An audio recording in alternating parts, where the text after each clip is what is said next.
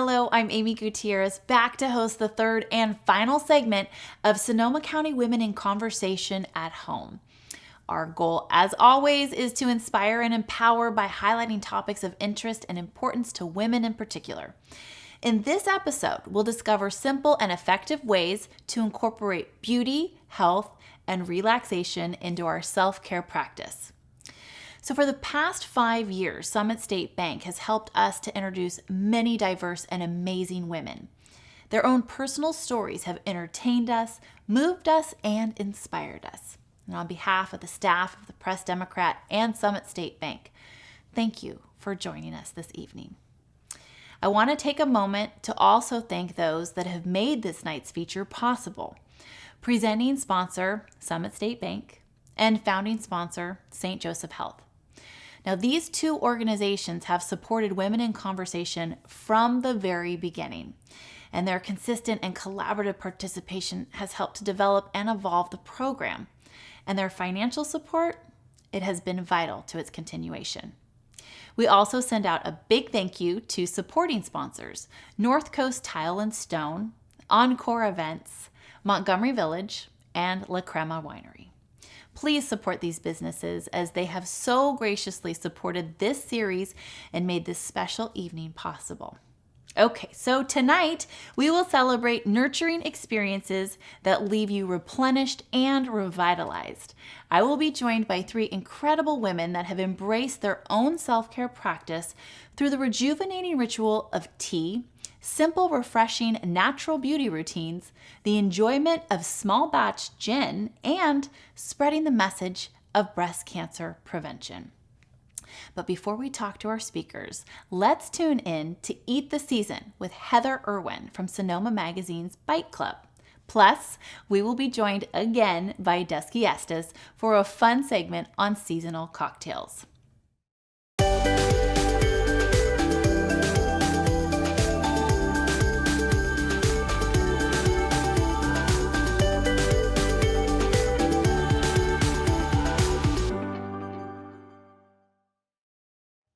Hi, I'm Heather Irwin, Press Democrat, restaurant writer, and blogger for Bite Club. Welcome to Eat the Season. Chocolate is always in season, but the upcoming holidays make it doubly so. Today, you are in for a treat, because in this episode, we are here at La Crema Winery with Dr. Sonia Schluter and Jill McLewis of Eye Candy Chocolatier in Sebastopol. They're going to show us, start to finish, how to make a decadent chocolate truffle. They're a perfect holiday gift or a little treat for you when the holiday rush gets too much. After all, chocolate is a health food, right? I am so excited. We're going to be learning how to make chocolate truffles today. Tell me how we're going to do this. So hi everyone, it's such a beautiful day and we're really happy to be doing this demo for you, and it's a demo how to make classic dark chocolate truffles. It's a really simple recipe and anyone can make them at home. A chocolate truffle is a confection that's traditionally made with a chocolate-based soft center called a ganache. Our classic dark chocolate ganache only has 3 ingredients. It's dark chocolate, heavy cream, and glucose syrup. So let's talk about those just for a moment. You can use any kind of high-quality chocolate, but you want to use one that you really like. We like to use the local organic heavy cream, and we use glucose syrup, but it is something that you can find online, but it's also fine to use a non-GMO organic corn syrup. There are many methods of making a ganache, but I personally like to use my food processor. So we're boiling the cream first, and it comes to a boil pretty quickly, so you really want to be ready. I'm pretty good at estimating, and I'm adding a tablespoon of glucose to my cream. And it's important to take the hot liquid off of the stove. I want the temperature range to be somewhere in the 160s. 161 to 169 degrees Fahrenheit is optimal. My cream is ready and I add it to the chocolate that I've already weighed out. And our proportions for this recipe, that was 6 ounces of chocolate, half a cup of cream, and 1 tablespoon of glucose. So then we end up with a ganache. Good. It's about the consistency of pudding.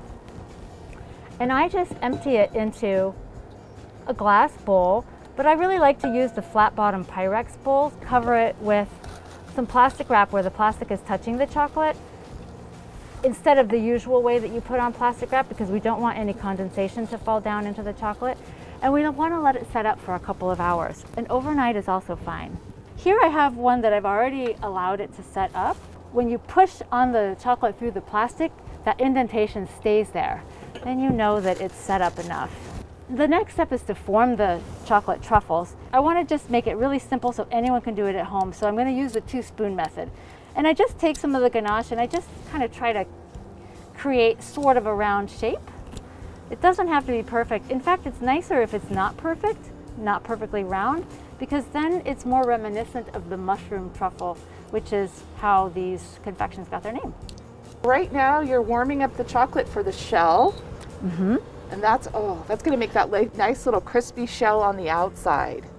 Yeah, so we really like the Belgian truffle style, where you get a very thin coat of chocolate and then coat those in cocoa powder. That sounds so good. So it's chocolate on chocolate, because then you put the cocoa powder on top. Yeah. So the center is so nice and smooth, you get a little tiny bit of crunch and then a little bit of the bitterness of the cocoa powder. I've melted the chocolate now. The next step is to coat the truffles. Melted chocolate, I don't want it to be too hot. I'm just testing it. I think it's okay. And I just put a little bit, you want to use a glove for this. Wow. I put just a little bit in my palm, like not even a teaspoon, and roll them in this chocolate so it's a very thin layer. I have everything ready to go, and I put them in my cocoa powder that's already ready, and I just shake it a little bit to get everything coated. And I just repeat the process. I don't even take it out yet. I keep going until I have 10 or 15 truffles in there. So these I've prepared earlier. And then the last step is, once they're set up, to just tap off the excess cocoa powder.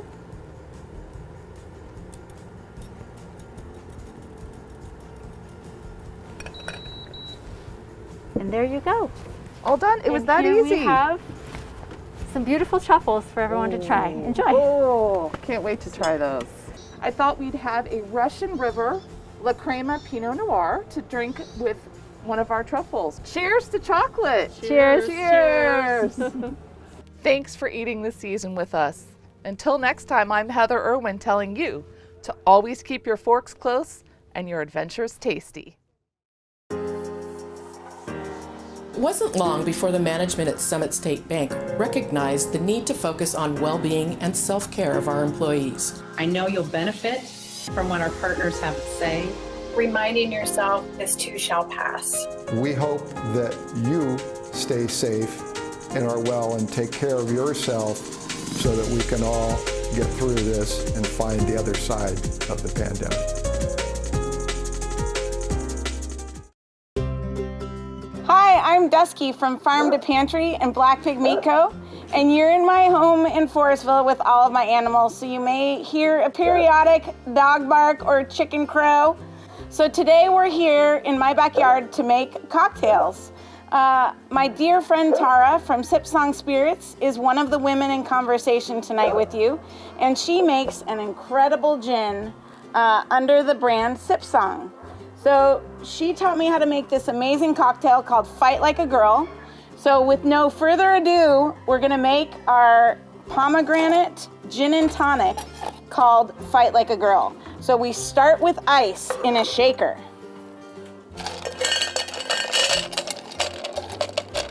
Making it nice and cold. And we move to the gin, a good 2 ounces. Then we move to the Pomegranate Simple, which is about a 1/2 ounce. And a 1/2 of a fresh lemon. Squeezed right in there. And then the tonic is up to you, somewhere between 1 and 3 ounces. I tend to do less because I like the flavor of her amazing gin. So I'm gonna go for about 1 ounce. There we go. And then we do a little shake.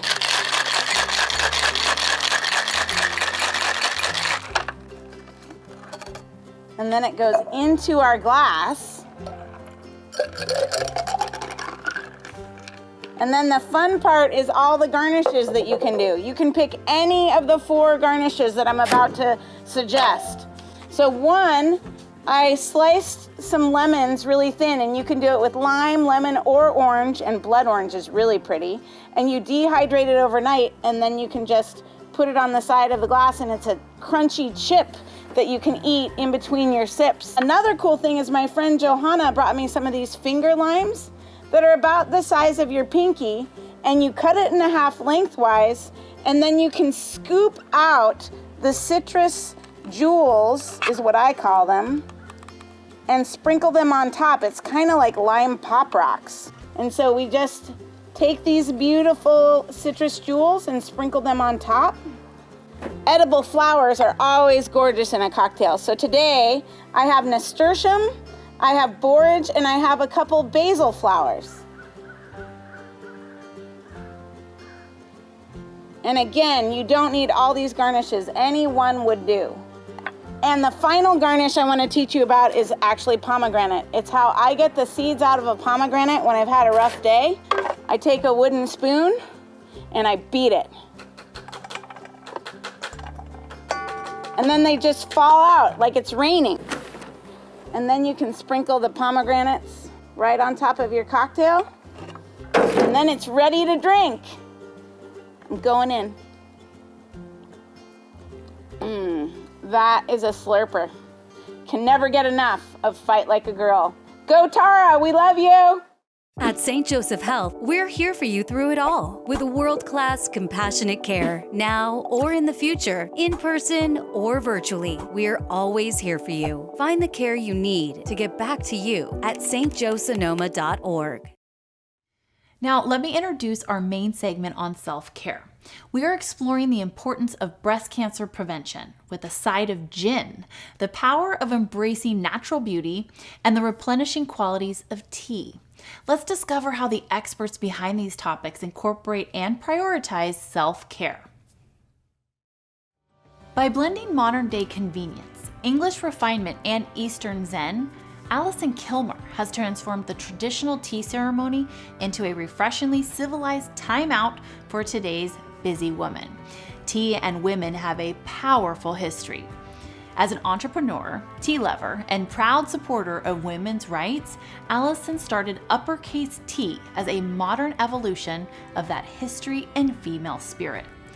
Inspired by the suffragettes and all the brave women before us who gathered and mobilized over tea, Uppercase Tea is reimagining this mindful beverage for modern women and social good. Elevating the experience of tea and the women who drink it, Allison is building a sisterhood as a fierce advocate and champion of women. And now she's also imparting all the antioxidant, anti-aging, and anti-inflammatory properties abundant in tea through her luxury bath and body line, Uppercase Tea Apothecary. Teacups aloft, ladies. Let's do this. Well, I am very excited to interview Miss Allison Kilmer. As you just saw, she's the founder and CEO of Uppercase Tea and Sisterhood of Tea. Thank you so much for giving your time with us today. I'm so excited to talk to you about the process, the therapy of tea. Let's just start with how you got into this. Well, it's kind of interesting. It was kind of an amalgamation of all these things coming together in my life. I have been a brander for the majority of my life. I had a branding agency for 20 years in the city. And I really, I had this creative entrepreneurial spirit. And then I'm a newfound person to tea. I actually didn't even start drinking tea until I was in my 30s. And then I found out that it just made me feel really good. And then I had some circumstances around family that really made me long for sisterhood. And I found an amazing group of women when I moved to Sonoma from the city to actually really embrace me. And I had this idea about sisterhood and tea. And, you know, tea has such a powerful history with women. When it comes to, you know, the suffrage movement and all kinds of things where women would come together and gather. And I thought, well, why don't I bring some of that spirit back and actually,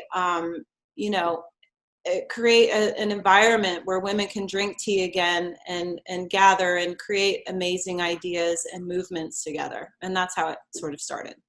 Well, and there honestly cannot be a better time to be talking about this. 100-year anniversary of the suffrage movement. We have the first female vice president-elect. And can you give a little bit more information regarding, those conversations that were happening while they were having tea? It was almost like they were allowed to have tea, but maybe the guys didn't know exactly what they were plotting around having tea. These men had no idea what was happening behind the scenes. So if you can imagine a time when women weren't allowed to gather in public without their husbands. And so the men would gather and smoke their cigars and drink their gin, but the women would have to stay home. So they would actually be able to gather if they were at each other's homes, accompanied by the fellas, and they would drink tea. But what they didn't realize is that the women were conspiring behind those doors while they were drinking tea to actually create a movement for women to give us equal rights to vote, to let us earn the right to own our own property, even rights to our own children. And so it's pretty crazy. I work with young girls from Teen Services Sonoma, and they help me with my tea, and I mentor them. And they don't believe it. They honestly can't believe that there was a time when women would have to gather that way. So it's a really interesting history. And the suffrage movement in America started at Seneca Falls, and it started over a cup of tea with women, 5 women who gathered around a kitchen table and decided that enough was enough. And so then we got our all of our rights, from there. So it's a really powerful way for women to gather and think about things very thoughtfully. It's a thoughtful beverage. It's actually a beverage that calms you down, and it actually creates a lot of a good energy for women to come together and have these thoughtful conversations. It is hard to imagine that it wasn't that long ago that we weren't able to do the things that we kind of take for granted at this time. And one thing we can do when we do have tea is pay homage to all of the trailblazers prior to us and what they gave us in their sacrifices. When I watched your sizzle reel, Allison, it was very nostalgic for me because I grew up around a tea lover in my mother. And she, if I have the story right, and she'll be watching, so she'll correct me if I'm wrong, she started drinking tea when she was pregnant with me because it helped calm her stomach. And what can you tell people about the comforting, calming aspects of tea? What is it about the actual drink that helps? Well, compared to coffee, tea has a lot less caffeine, but it also has a lot of antioxidant properties. And so when you drink tea, it actually nourishes your body and it provides you a clean energy. So it's not that kind of jittery feeling that you get when you drink coffee and you have your adrenal system that just goes crazy. So there's that, but it's also just the act and the ceremony of creating the tea that's really important. It's not just about drinking fine tea, but how you drink it that gives you a moment of clarity and zen. And I think that's what's most important about it. So a lot of people, when they hear how these benefits of tea are wonderful for you, but then they say, I don't have time to do this. I do not have time in my day. Maybe now with quarantine and a pandemic, people have a little more time to experiment. What is the time period that, there's probably a window if you really want to steep and do the whole thing properly versus can you do a cup of tea and a Keurig and still kind of have that same feeling? Yes and no. As long as you're drinking tea, I'm happy, of course. But there is the ceremony of it is really important because what it does is it makes us focus on something that's fine and traditional, and it gives you that sense of calm, and it slows you down. So, for example, our tea ceremony, we encourage women to drink tea for themselves. Just sit down for 10 minutes a day. If that's all you can manage, then that's all you can do. But 10 minutes a day makes a big difference because you have to boil the kettle. Then you have to make sure that you have the right temperature of that water for the exact tea. You have to make sure that you have the right amount of tea leaves to water. And then you have to, of course, steep it for the amount of time that's appropriate for that tea. So there's a thoughtfulness that goes into it. And then, of course, the hardest part is waiting for that 5-minute steep, because I know we're always on the go. And 5 minutes seems like a long time. For anybody who's ever tried to meditate for the first time, I think they would understand 5 minutes is a really long time. So it's this idea of bringing this English refinement with this Eastern Zen, but modernizing it for women that can actually drink it every day and make it a thoughtful part of their day, just like brushing their teeth, that I think makes a huge difference. Yeah, making room for it in your daily routine would be wonderful. And it is something, again, I always go to my mom with tea. Now, if I stop by the house to say hi, she'll be in an Afghan in her chair reading a magazine with her cup of tea. And she's always made time for that. And she's much more relaxed than I am. So maybe I should start paying attention. Now, you have some neat products too, the me ceremony and the me pot. What can you share about that? Yeah, so our little me pot, it's actually right here. It's really designed for an individual cup of tea. And what's great about it is that we have these sachets that are perfectly measured for that pot. So it takes a lot of the thought out of it, and it makes it easy for women to sit down and do it, and to have a really proper cup of tea. And the other thing that's really important is the brewing method and making sure that you're using loose leaf, but most importantly, organic, because we don't want to be ingesting things like pesticides and herbicides in our tea, which is actually very prevalent in most brands of tea. So women, please, please, please make sure you're drinking organic tea if you're going to drink tea, or don't drink it at all, because all those chemicals get infused into this water, which you pour into your cup and pour into your body. So again, just choosing teas that are fine, choosing the right brewing methods, and making sure that you're doing it in a thoughtful way that makes you feel good and slow down. That's what it's really all about. So I know for me, when I go to the grocery store to replenish my tea, my husband drinks a lot of green tea. I try and drink ginger tea. It settles my stomach. But it's a wall of tea. And what you just mentioned is really interesting, to choose organic.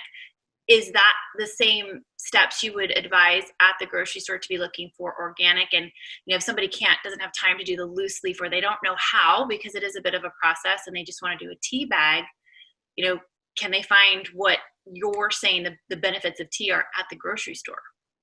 Yeah, definitely. I mean, we've created loose leaf tea bags. They're called the Eco Lux Pyramid bags too, and they're actually biodegradable. They're 100% made from plants. Even the outer casing is all made from plants. So there are really quality tea bags out there. You just have to look for them. The key is to look for whole leaf, loose leaf, and a bag that's big enough to let that tea really expand and unfurl. That's where you get all that goodness out of the leaf. And there are brands at the grocery store, of course, but just make sure that you're looking for a proper bag and a proper loose leaf and a proper whole leaf tea that's organic. So obviously, though, we'd like people to buy your products. Where can people find your tea? And I want you to also tell us about your bath products, because you have an amazing self-care bath line. Yeah, sure. So they can find us at uppercasetea.com, and that's UPPERCASETEA, not T, .com. And you can buy it on our site that's called the Sisterhood of Tea, which is our philanthropic organization that gives back to women's clubs and organizations that support women and girls. So that's the other part of this, is that we created this as a social venture. So every sip supports the Sisterhood of Tea, which is really powerful. We're trying to pay it forward as much as we can in our community. So our bath and body line is really fun too. This is our Apothecary Line, and this is sold at MacArthur Place. We developed it in conjunction with MacArthur Place Hotel and Spa here in Sonoma. And it's all organic. We don't use any weird fragrances. We have all essential oils and beautiful, just luxurious ingredients that go into these products. And so it's kind of a combination between aromatherapy and then tea infused body products. And what's important about tea infused body products is that, you know, anything that you put on your skin absorbs into your bloodstream within like 26 seconds. And so the act of putting a tea on your skin has the same benefits and anti-aging and antioxidant properties as other, as if you were to ingest it. So these products were designed with a lot of love and a lot of care, and we wanted to create a product that we could really stand behind that will give people women the benefit of, you know, taking care of their body from the inside out and the outside in. I mean, when you say anti-aging, anti-inflammatory, I'm like, yep. Sign me up. I mean, where do I find it? The last thing I want to ask you is, you know, this has been a very stressful year for everyone watching on so many different levels. What advice do you give to people watching when you made that transition, you know, from your marketing career into following your passion with tea and everything you've learned about it? How happy are you that you made that leap, and where are you at, you know, in 2020 stress wise? Are you able to rely on your own products and your own motto and business to help you kind of bring that stress of 2020 down? I love this question because I think it's really important. To answer it in two parts. Number one, I am absolutely thrilled to be doing what I'm doing. I made the choice to go from a very, you know, lovely career, but I really wanted to focus on my community. And when I moved to Sonoma in particular, I was so embraced and so blown away by the creativity and the people here and the support that entrepreneurs receive. It's unmatched and quite incredible. And so I really decided that rather than take a company and grow it to become a typical consumer packaged goods company, it was really important for me to create a career for myself where I could embed myself in the community here and work directly with organizations and hospitality and wineries, restaurants, hotels, and really create these bespoke experiences for them. And then also provide these products to women to help them in their daily lives, because it really is a little piece of luxury that is achievable, and you can do it every day, and it makes a huge difference. So for example, sitting down with a cup of tea, just 10 minutes a day for me, even though I don't actually do the whole ceremony every single day, I have to admit, I'm a woman. I actually am out taking care of everyone else before myself. So it's a constant struggle. So just to be completely transparent there, but it does help me because I feel like I'm helping others to achieve that. And we're all working together to try and find that balance. But tea and body products and really taking care of yourself is so critical right now. I know I've been under an immense amount of stress, as everybody has. This year has been unprecedented on so many levels. And so, you know, the wrinkles and the bags under the eyes and the lack of sleep and just the wear and tear on your psyche, and having to really embrace uncertainty. Right. Is really hard. And so anything you can do to take that time for yourself, whether it's a cup of tea or a hot bath, or even just giving your hands a little massage with some lotion and some scrub, all of those things make a huge difference to help you get through. I love that. It is a time of uncertainty, but what you can be certain about is to make time to sit down for a cup of tea. Allison Kilmer, founder, CEO of Uppercase Tea and Sisterhood of Tea. You are absolutely lovely, and we still get to see you at the end of the show. Thank you so much for your time. Thank you, Amy. Thank you so much.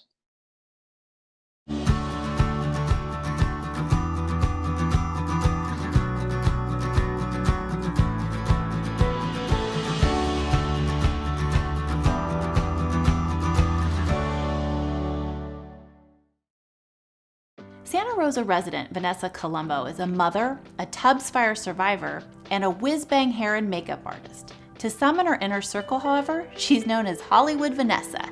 This flashy nickname refers to Columbo's career as a hair and makeup specialist for many of the hit movies and TV shows that have been filmed over the last few years in and around Sonoma County. Since 2017, she's worked on 13 Reasons Why, Bumblebee, Wine Country, and Venom 2, to name a few. She's styled hair and makeup for several commercials as well. When Columbo isn't working with celebrities and actors, she runs her own business in Santa Rosa. Her filming projects have been limited this year because of the pandemic, but she is quick to offer assistance to family and friends when it comes to self-care. She believes that we're all beautiful in our own way and that we just need to feel it and believe it, especially now when our attention is less on ourselves and more on others around us. Vanessa knows how to embrace what you have and easily feel good with affordable, easy-to-follow tips. She's going to share some of her skincare suggestions that are easily attainable with common items found around the house, like yogurt, apple cider vinegar, and olive oil.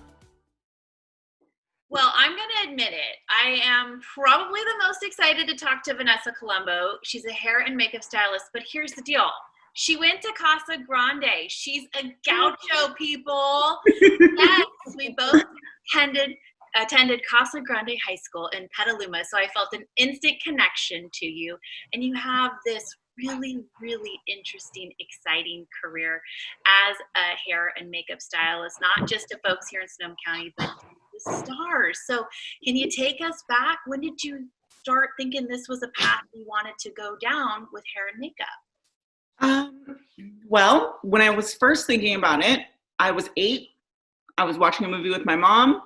It was called Death Becomes Her, and she explained to me how the whole situation worked, and there was people who got paid to do that, and that just kind of triggered something in me. I wanted to be a part of it. That is, so there's the thought process of, oh, this is where I want to go, this is where I want to work, but then there's actually trying to get in, and Hollywood and this industry that you're in is not easy to tap into. So how did you make that happen? What was your break?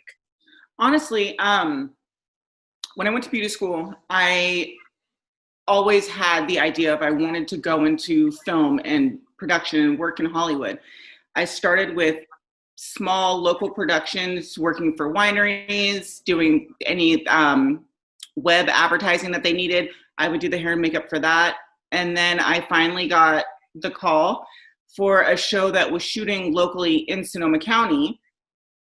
And that show kind of pushed me towards becoming a part of the union. And once I was a part of our local union for stagehands, I was able to kind of start working on movies and bigger projects. So it was a lot of work, and it still is a lot of work. It's a hustle for sure, but I'm no stranger to it, and I'm not scared to do it. So I just kind of keep pushing forward.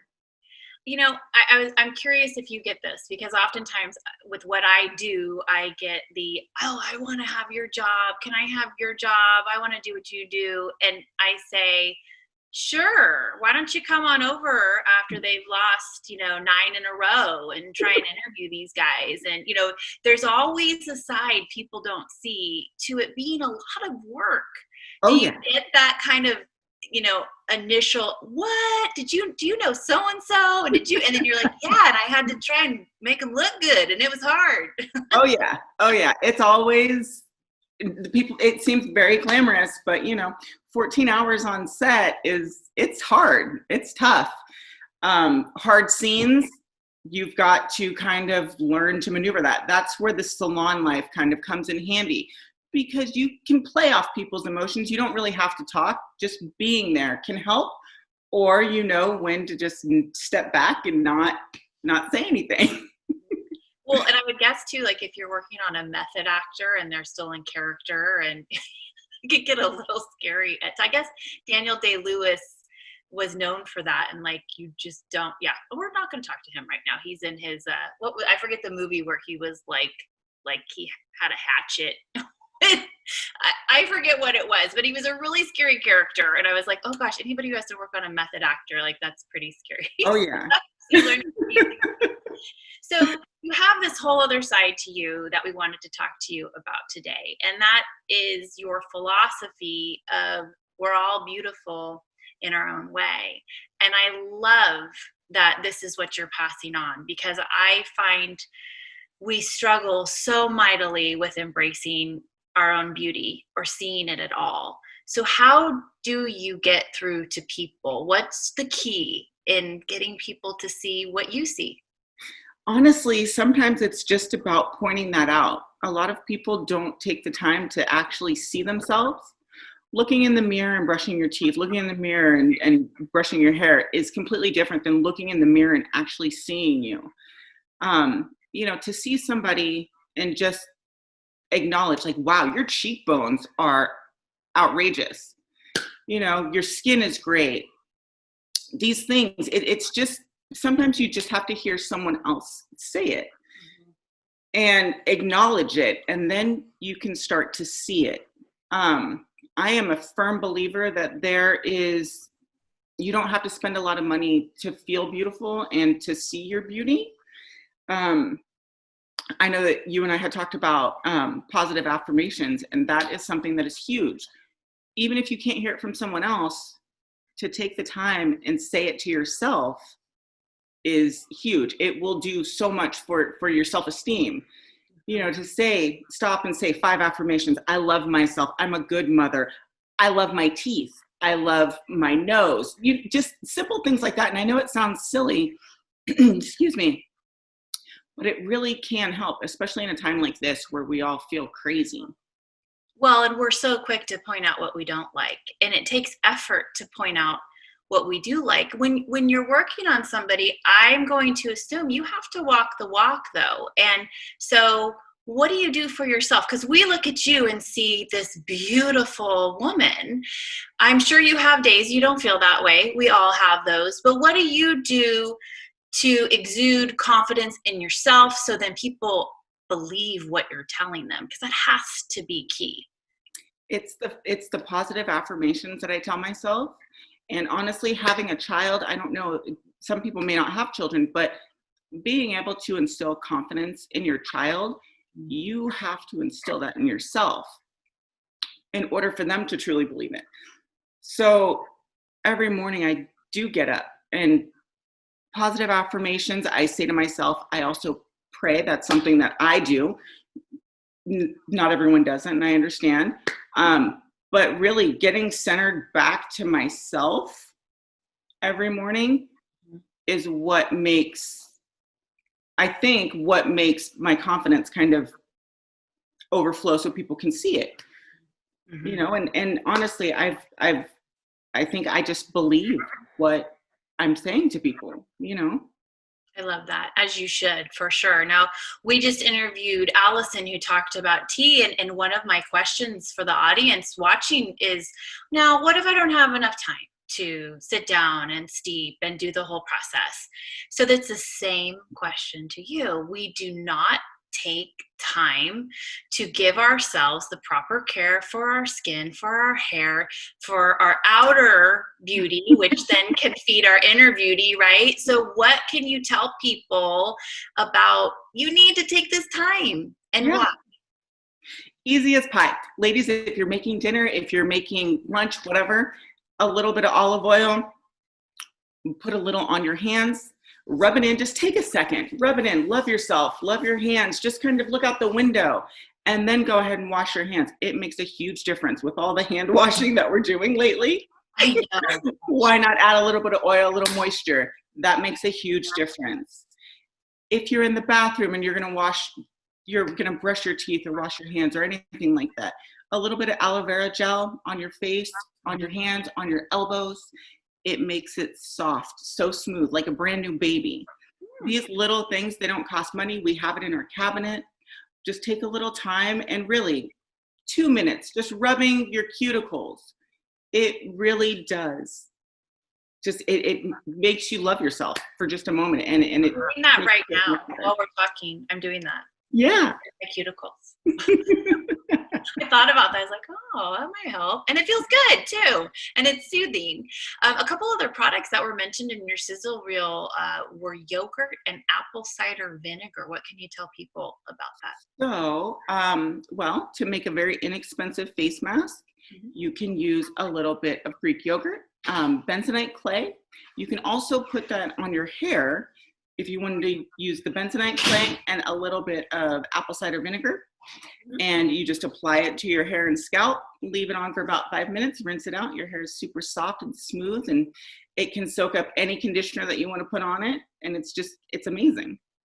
I love that. Okay, so as I'm saying, walk the walk, but what have you learned this past year with stress, chronic stress, quarantine, pandemic, you name it, with what you do? Your salon has been closed, opened, closed, opened. We're not sure the status right now. So that whole uncertainty was such a good word that Allison used. What are you doing self-care wise, the tips you have for yourself during such a difficult year? Honestly, I try to take some time out for myself. With my son being in school and I'm the teacher and the cook and the nurse and all these things, I forget, and I have forgotten to stop and take a little bit of time for myself. So I will, when my husband comes home, close myself in my room, go into the bathroom, do a face mask, come back about a half hour later, and I'm a new person. I'm a new woman. I love that. And that's so important. It's great to have a partner too that realizes that you're gonna take a minute and remove yourself from the situation. Now, you are a survivor of the Tubbs fire, and you're rebuilding your home in Coffee Park. What life lessons can you share with our audience? Because I think many of them are in a similar situation that you found yourself in, unfortunately. It's tough, but it is helpful to talk to people. Talk to people and be honest, and just let yourself feel. It's a rough road, but we can get through it. You don't know how strong you are until you've moved through something. So it's tough to talk about being hurt or feeling weak, but there's strength in being honest and talking about those things, and especially with other women who have felt that way. It builds you back up. Well, I'm really glad that you're on your way back to being whole, and that everybody was okay during that time. You are such an inspiration. Now, I do want to ask you one final question, because you are in the entertainment business, and I know that's been they had to pivot there a lot with how you're filming things, how many people can be on set. What do you have in the works? What's on tap, and where can we see some of your work? Well, right now, I am definitely, my main focus is my son and trying to get him through school. After we kind of have somewhat of a plan, I'm definitely going to dive back in. The last film that I did work on was Venom 2, and that should be coming out next year. So please look out for that. I'm a big fan of that series. Big fan. My son draws Venom, so well aware. Yeah, that's a big one. And then I do hear that there's a couple big productions coming up this way. So God willing, I'll be on one of those. I love that. We definitely hope that you are just an absolute joy. And thank you for helping us to remind ourselves to find our inner and outer beauty, and that we have it. We all have it. We're all beautiful. We're all beautiful. You're beautiful. And I look forward to catching up with you at the end of the show. Thanks for joining. Thank you so much. Thank you.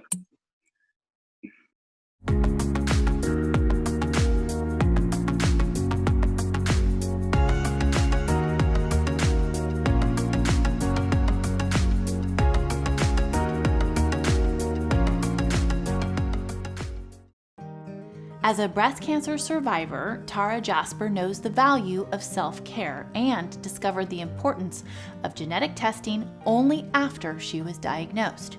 She now spreads the message far and wide. Genetic testing is easily available, affordable, and can play a significant role in preventing a future cancer diagnosis. She spreads her message with the help of her small batch distillery, Sip Song Spirits, through a campaign she called Fight Like a Girl, a cocktail she created with her seasonal Indira gin to raise awareness of preventable cancer. Her journey distilling gin started as a passion for culinary arts, and the nuance of a perfectly matched beverage pairing has been a lifelong quest for Tara. She started the distillery to prove she could give back to her community. She is truly distilling the moment when you taste something you never want to forget, whether it be a cocktail that found just the right balance or the perfect gin for your tonic. Join Tara in supporting awareness of how genetic testing can potentially prevent breast cancer. Well, anybody who knows me watching this series knows I love to talk wine and spirits. So I'm super excited to welcome in Tara Jasper. She's the CEO of Sip Song Spirits. Say that 5 times really fast, or maybe after you've had a few of her drinks and see what happens. Welcome in, Tara. And let's just start with, what was your inspiration to start this business? Well, that's a good question. I never saw myself doing a distillery, a gin product, a spirits product, because I wasn't really a big spirits drinker. I do like really, really high end, like sipping tequilas or, single malts, but not, I wasn't a big gin drinker going into this. But my entire life, as far back as I remember, I've been fascinated by business and flavor. So my dad taught business actually at Pioneer High School before there were computers. Kids studied business and they learned, it's interesting. Now they just learn computers and they're not learning the financial management and the things like that they used to learn from my dad. But I remember being 6 years old and looking at the cereal on the shelf and asking how it got there, and him explaining the details of the branding, the marketing, the production, manufacturing. So it was a very satisfying moment seeing something that I made start to finish on the shelf. But gin, when I realized that I could make it and I started dedicating my life to learning how to make it, it was everything I'd ever done made sense, gave me the ability to be able to do it. And none of these things had ever lined up or made sense before. So it's very exciting. So gin, I mean, I'm gonna speak from personal experience. I won't speak for anybody else. But in my life regarding spirits, it's always been a vodka, a tequila. I graduated up to bourbon, but gin was always a little scary. Like, ooh, gin's really, I've always thought gin was really strong. So what are the myths that you can dispel about gin? And I learned from you, there are multiple types of gin. I never knew that. So what can you share on that? Well, yeah, that's what drew me to gin. My body started to not really tolerate wine. And I had 3 small children and still wanted to have a drink at the end of the day. So my acupuncturist recommended I try clear spirits. And I really love the complexities of wine and pairing it with food. So I was not really interested in vodka because that's fairly boring. But gin, I found out, it is the most diverse of all spirits. And I think what we see in the US is we really see that London dry, very juniper forward, maybe a few backup notes, but not hugely complex. And also I think there's a lot of Americans that had their grandmother's gin, maybe snuck a little when they were young. It might have been the first thing they experimented with, and they were drinking stuff that was pretty rough. You can just, as you distill, you can go further into the heads and tails, and then you can make a cheaper product, and then it burns You feel it all the way down. That's going to hurt your body. So I distill what I would want to drink, which is like a top shelf sipping quality. It doesn't burn, and I'm just distilling the heart of the hearts. It's funny you mentioned, because I always thought my grandma had a really stiff drink. Yeah, and I think it did burn when it went down. But she would have liked to try your gin. I know that. So you are a breast cancer survivor, and tell us a little bit about your journey and how Sip Song Spirits ties in to your experience with breast cancer. Yeah. So, if you have more than one drink a day and you're a woman and you're a BRCA gene carrier, then your chances of getting breast cancer go way up. And turns out, I didn't know I was a BRCA gene carrier, but turns out that I had, I think, an 87% chance of getting breast cancer just from that. And then with the increased alcohol consumption in my business, which when I was starting out was, probably 3 drinks a day, sometimes even 4, because I would, go out to accounts and starting at like 11, because that's when I could meet up with the bartenders. Anyways, it was more alcohol than I was really wanting to consume, but it was part of my business. And so at 41, I found a lump, and turns out it was quite aggressive. I was very lucky that I found it really early. But when I was in the worst part of the battle doing chemotherapy, I didn't want any woman who had a preventable kind of breast cancer to have to go through that.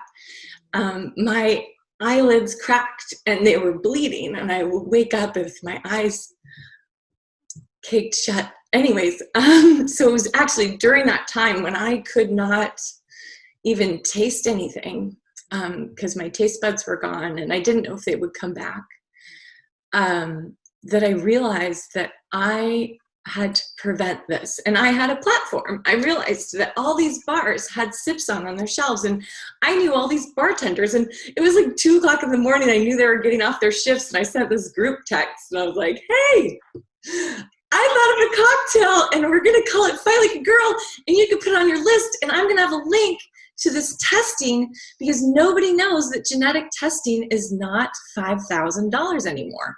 It used to be $10,000, and then it was $5,000, and then the Supreme Court ruled that you cannot own a gene that's going to save lives. And so there's now all these different businesses that offer in-home, spit in a cup, mail it back, genetic testing for right, I think you can get it for about $250 right now. Usually during the month of October, there's specials for $99 or $100, So that I started out with thinking, okay, it's October right now. Like, let's get this out right now. And it was amazing.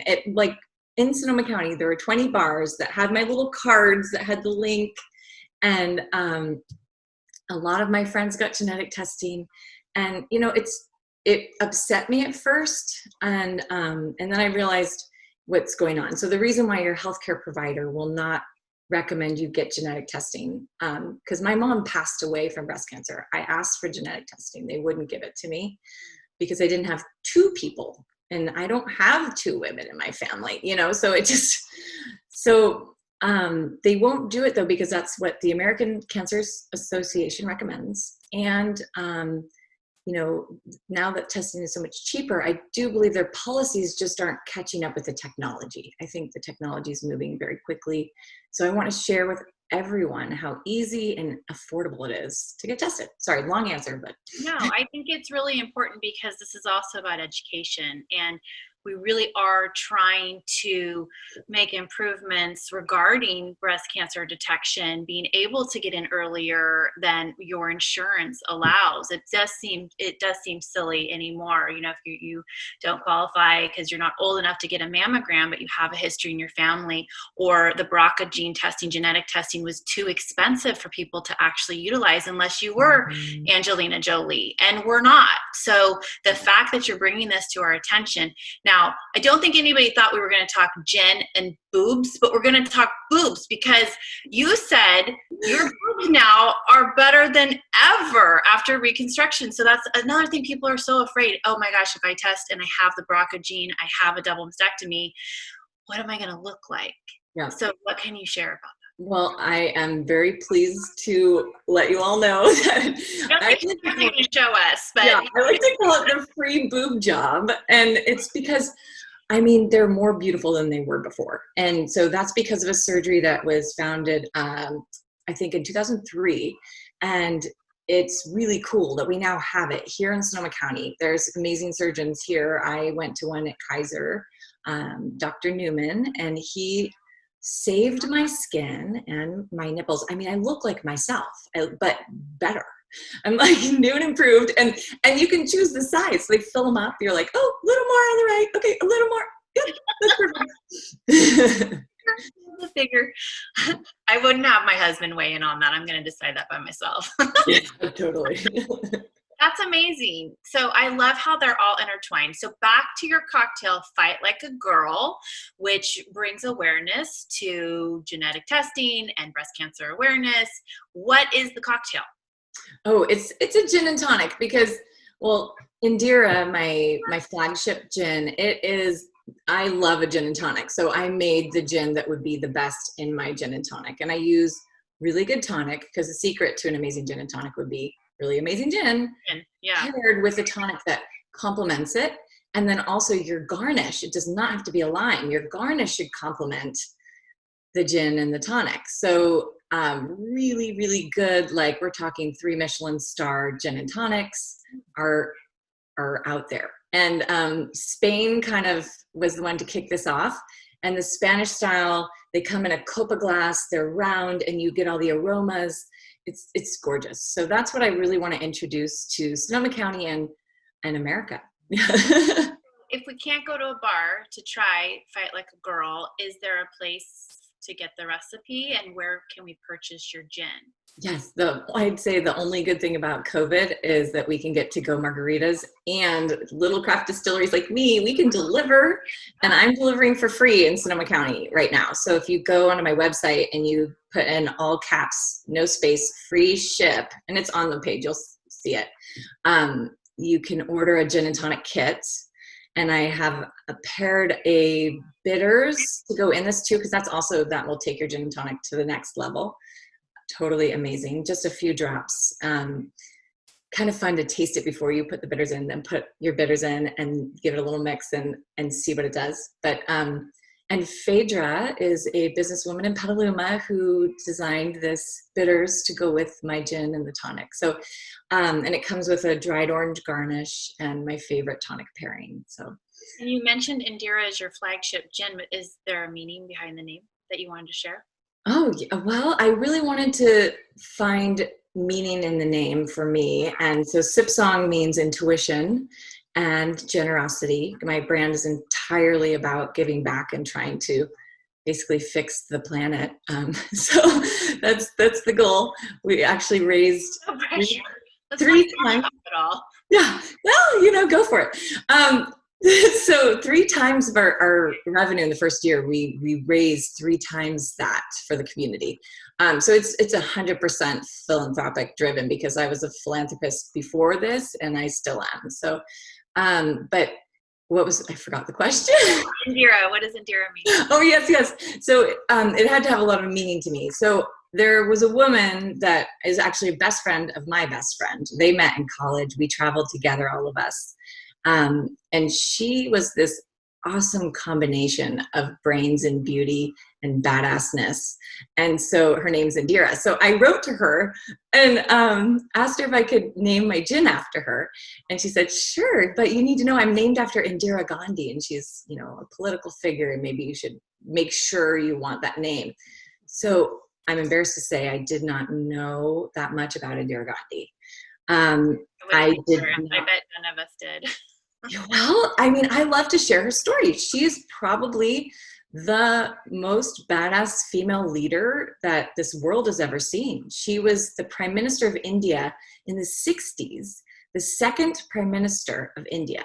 Her dad helped during the revolution. Now, he was not Mahatma Gandhi. He was the other man who helped, and now I can't remember his name, which is embarrassing. But so help you with that.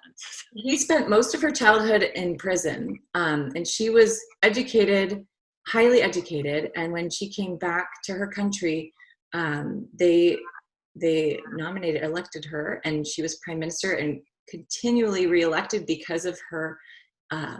She was all about the people. She was not influenced by anything other than bettering the lives of her people for 18 years. So pretty amazing story. I mean, women weren't allowed to walk outside alone at that time.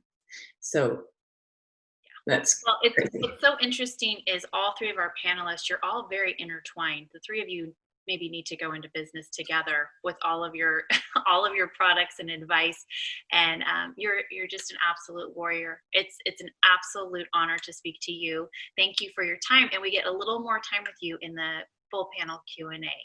Tara Jasper, CEO of Sip Song Spirits. Thank you so much, Amy, and I wish we were all together because I know it would be such a pleasure to get to be with all of you, but it's also a pleasure just to Zoom with you.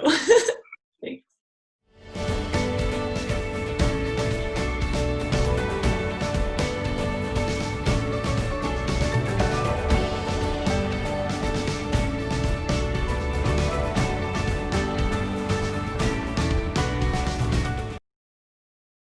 As promised, we get to see all of our lovely ladies one more time in a full panel Q&A. Welcome in again, Tara Jasper, Vanessa Colombo, and Allison Kilmer. Thank you so much again for your time, ladies. It has been such a pleasure to get to know you one-on-one. And now we get to do rapid fire Q&A. And let's just start with the best. This is all about self-care, right? So the best piece of advice, just one piece of advice that you can give folks watching on self-care. And Tara, let's start with you. Oh boy, I get to go first. I think you're on a hot spot. Okay.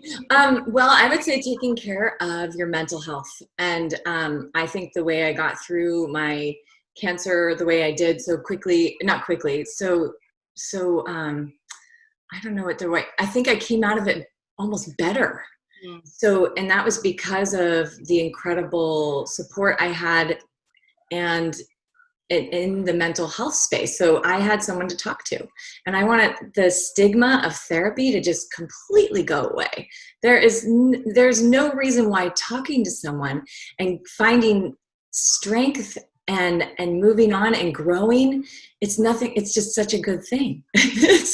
Yeah. So that would be. There's strength in being vulnerable, and we have to kind of change the mindset on that. Vanessa, what about you, hon? What advice would you give about self-care?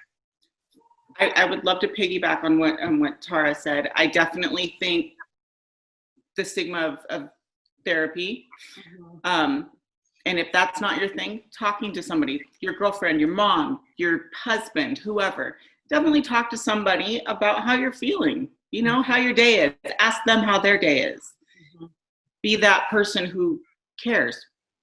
Well, and you mentioned that too, that's what helped you after surviving the Tubbs fire, was being able to talk to people. All right, Allison, you're up. Well, I would say I would go back to that word uncertainty, because I think right now it's one word I'm really trying to come to terms with as an individual, as a person. We are in such a crazy time where we don't know what's happening with our business life. We don't know what's happening with our health. We don't know what's happening with our loved ones. We have so many things that we can't plan. And I know all of us on this panel are planners, because we wouldn't be doing what we're doing without being always thinking ahead and being visionary. For the first time in my life, I can't do that. And it's really, I'm struggling with it. So I've made a commitment to myself, and I've been talking to others about this idea of really sitting down, digging deep, giving yourself time to think about how to deal with uncertainty, how to accept it, I guess is my advice. Yeah, it is. If you figure that out, I want you to bottle that up and have it at MacArthur Place next to your bath products, because embracing uncertainty and the fear that personally, I feel around that. That's what I struggle with. And it is in an environment where if I am able to put olive oil on my hands or have a gin and tonic or, have a cup of tea, it absolutely helps bring the anxiety down. Yeah. I think I figured that one out. And it's about letting go. Yeah. Letting go. We don't have control. We never did, really. We think we do, right? Because we're such planners. But at the end of the day, you don't know what's going to happen when you're not. It's going to flow, and we're flowing right now. We all are collectively. Fluidity. What's cool about uncertainty is that it's not always negative. Think about all the things that happened to you that were positive in your life that you didn't anticipate.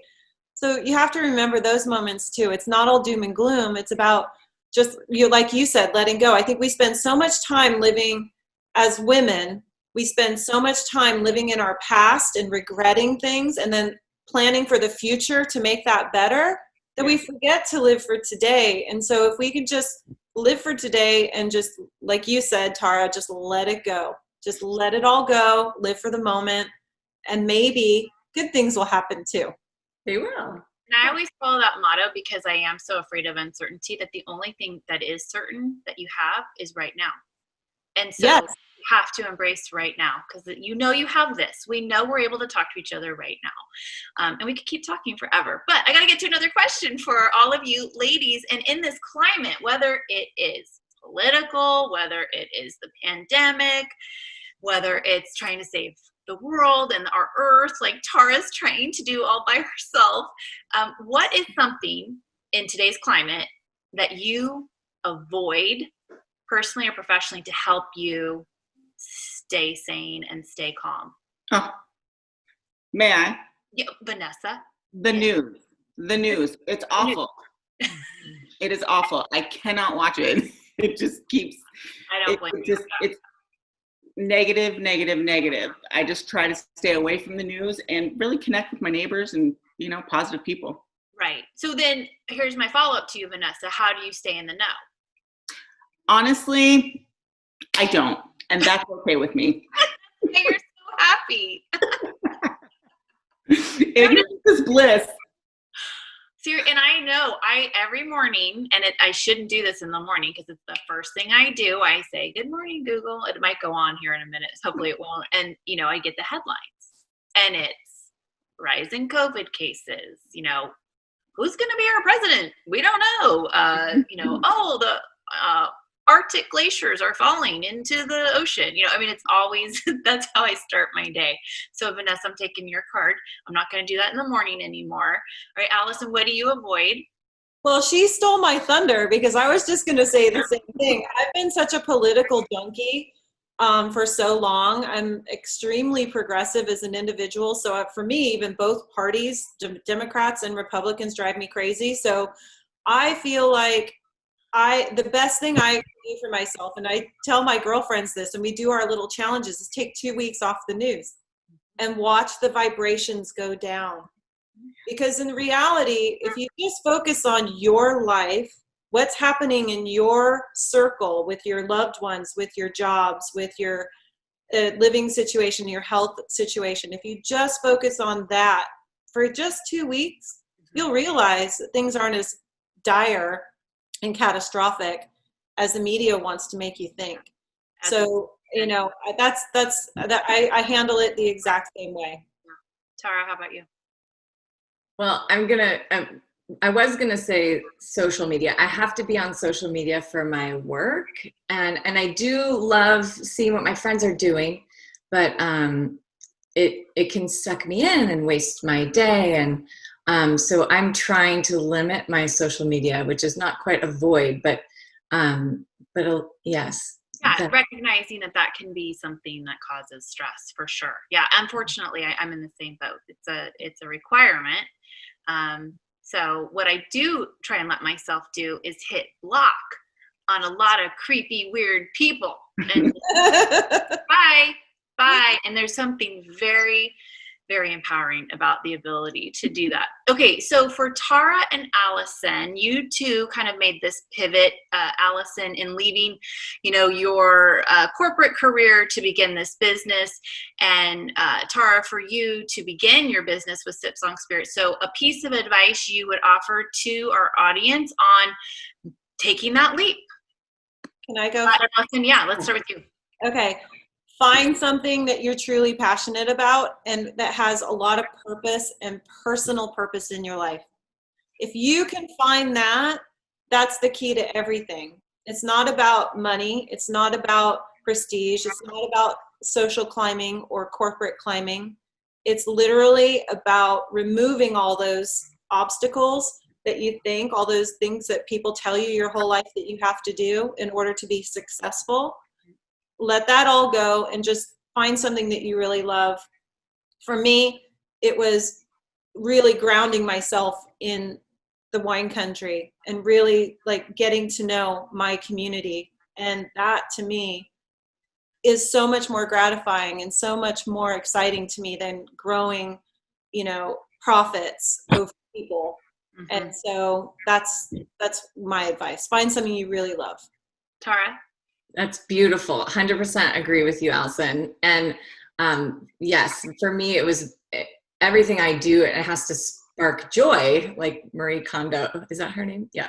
So I have to be joyful. Even doing the taxes, it's like, is this joyful? Yes. Okay. I'm on the right track.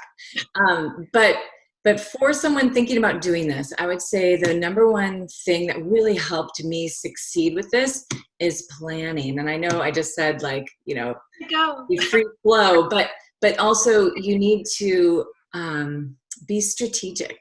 So if you find something that sparks joy and you want to start a business, get a binder, keep all the things for this business in that binder. So then you can it goes, where everything is.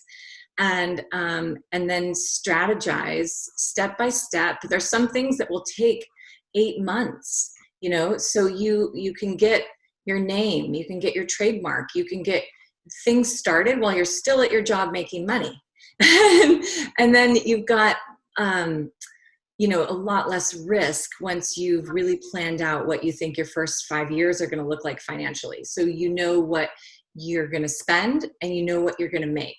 So it's called a P&L. And so I did a 5-year P&L for Sip Song. And I originally was going to have a facility, and I was looking at these incredibly gorgeous tanks and a still from Germany. And I was going to spend $500,000. And I was like, wow, I got to get loans. And, I was going down the route that most distillers have gone down. And then because of this 5-year forecast, I realized how long it would take to build the money on the other end to pay these bills.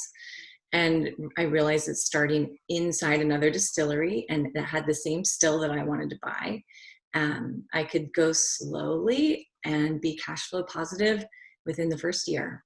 So. Oh my God. Can I add to that? Yeah.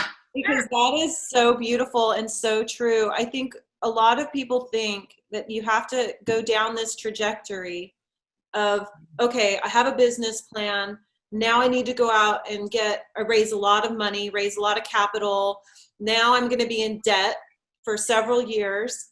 And rather than taking the approach of growing things organically and slowly and over time and doing it in a way that really people embrace you in a different way and relying on the community or whoever it is to support you rather than going out and being beholden to investors right away is really, really, really critical. I think that is a huge advantage. Fantastic. And Vanessa, for you, I think you kind of found your passion out of the gate and finding that thing that you love to do, and you've been able to sustain it for a long period of time. So what would be your advice to folks who are in an industry they like, but you seem to keep it fresh? And how do you do that so that it doesn't get stale? I try to be honest with myself, and I'm just go in different avenues, but stay within that same realm of beauty. And I'm not afraid to fail. Mm-hmm. You know, if I fail, I try to pull my britches back up and just keep moving. Yeah, and honesty really is my big one. I try to be honest with myself, be honest with my clients, and be honest with whatever next venture I want to head to.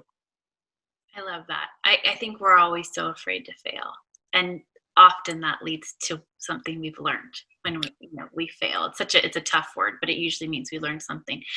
Vanessa, while we're on with you, I know you make house calls. So if folks want your services, how can they get a hold of you?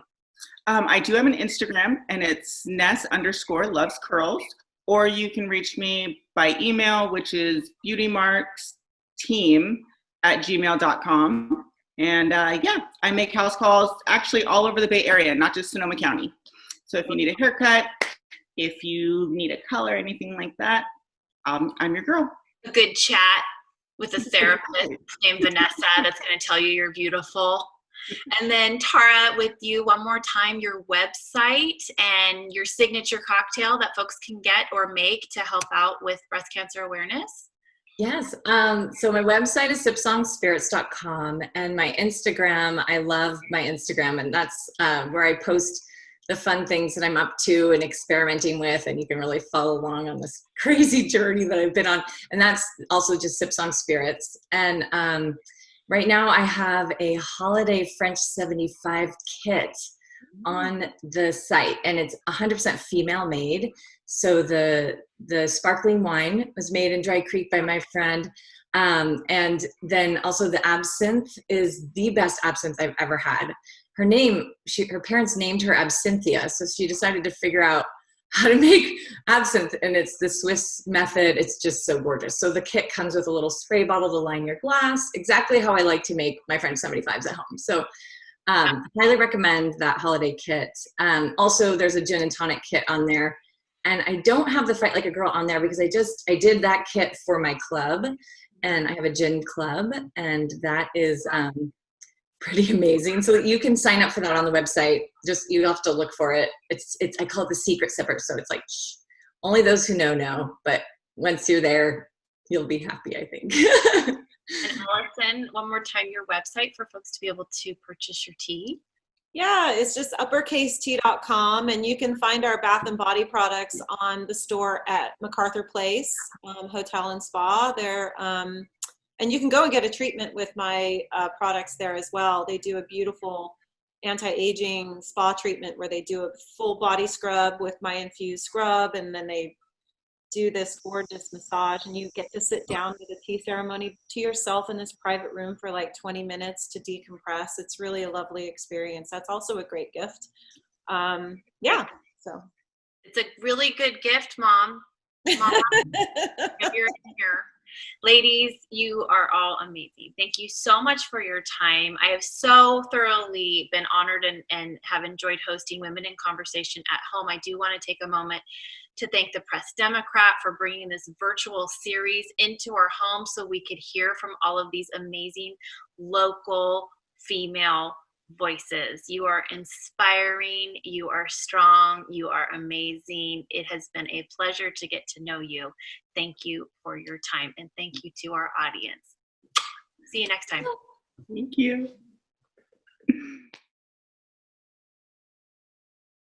Hello, I'm Donatella Levento, Senior Vice President and Senior Relationship Manager at Summit State Bank.